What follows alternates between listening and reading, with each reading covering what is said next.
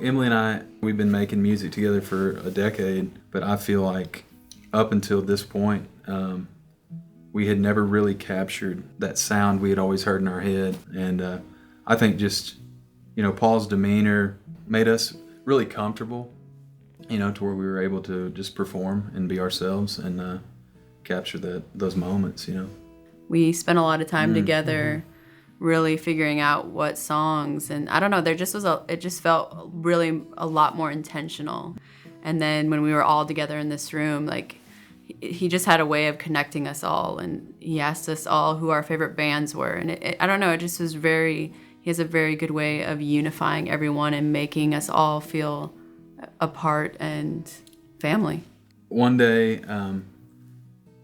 he pulled us back into his kind of vinyl listening room here at the studio, and he was like, "Man, have you ever, have you guys heard these records?" And he pulled out 2 records, Lucinda Williams' World Without Tears, and the Jayhawks' Rainy Day Music. He's like, "Man, I want to make these, these kinds of records, band in one room and all riding the wave at the same time." And just hearing, some fresh stuff that he was bringing to the table, it was like, man, let's do this thing, And I think we did. Yeah.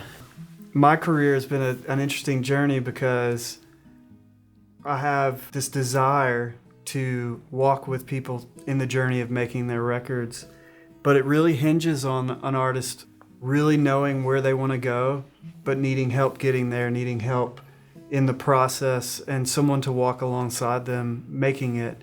And a lot of artists don't want that. They just want the result of that, And you guys, we're hungry to take the journey of, I know where I am in my career, and I'm ready to walk in that path. For me, those opportunities become very rare, and you don't really realize you're in it until you're in the middle of it.